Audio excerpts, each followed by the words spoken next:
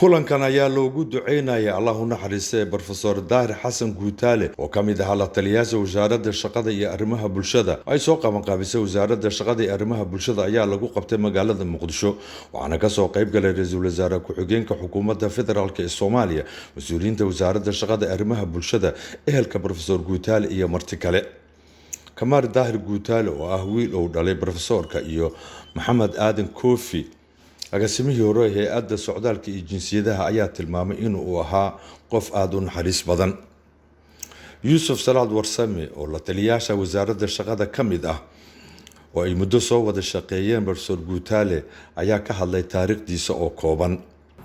wuxuu dhashay 3 December 1949 ayuu dhashay waa qiyaas qartaan da'diisa intay tahay maanta xaas iyo caruur ka tagay ilaahay u barakeeyaan leenahay waxbarashadiisa 1965 ilaa 68 markaan ka reebo dugsiga hoose markaan ka reebo dugsi dhexe beeraha oo yaani ku yaalay Janaale ayuu ka soo baxay 68 ilaa 72 dugsiga Sheekh Xasan Barsane dugsiga sare ee Sheekh Xasan Barsane oo xamar ku yaal Muqdisho ayuu ka soo baxay 1974 ilaa 78 jaamacad ummadda Soomaaliyeed ayuu ka baxay kulliyadda dhaqaalaha asagoo qaatay shahaadada lawriya qaatay waqtigaas wasiir ku-xigeenka wasaaradda shaqada iyo arrimaha bulshada Cusmaan Libaax Ibrahim ayaa sheegay inuu ahaa shakhsi ku dayasho mudan Professor Guutaale waan ognahay waan ogtihiin wasaaradda wixii uu soo qabtay intuu ka hor laakiin annaga xilligii oo hadda nagu soo burburka nagu soo biray wixii uu qabtay wax idinka oo dhan marxaati ka tihiin waa wasiirka wasaaradda shaqada iyo arrimaha bulshada Biixi Imaan Cige ayaa ku tilmaamay professorku inuu ahaa budigna uu ahaa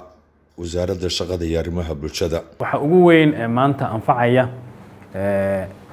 raacayana waxa weeye waa duco iyo in la cafiyo loo duceeyo la xasuusnaado sida la tilmaamay muddo ku dhow nus qarni ama nus qarni oo tacab iyo maxaan ku radaa hawlba soo galiyay ra'iisul wasaare ku-xigeenka xukuumadda federaalka ee Soomaaliya Saalax Axmed Jaamac oo muddo wasiir ka soo ahaa wasaaradda shaqada iyo arrimaha bulshada ayaa ku tilmaamay professorku inuu ahaa qof naxariis iyo go'aan leh sifaha uu leeyahay halkan ay ka muuqata ninka isu keenay dadka Soomaaliya oo dhan ka kooban nimay dan iyo duruuf ku khasbaysay inuu sii shaqeeyo horta maahay isaga iyo ragganiba waxa gubaysay oo mar walba maskaxdiisa iimaankiisa ku jirtay sidee dhalinyarada shaqo loogu abuuraa si ay uga kadsoomaan oo aanay ugu kicin falal ama dunuub geliya ama ka fogeeya xindabka dawladnimada وتظاهر وحوها نين حقك وأدق ونحرسته بروفيسور داهر حسن Guutaale waxa uu ku dhashay gobolka Galgaduud gaar ahaan magaalada Cadaado waxa uu shaqada dawladda ku soo biiray sanadkii 1973 waxa uu soo noqday xildhibaan dawladdii TNG-ga ama Carta isagoo soo qabtay xilal kala duwan inna lillahi wa inna ilayhi raaji'uun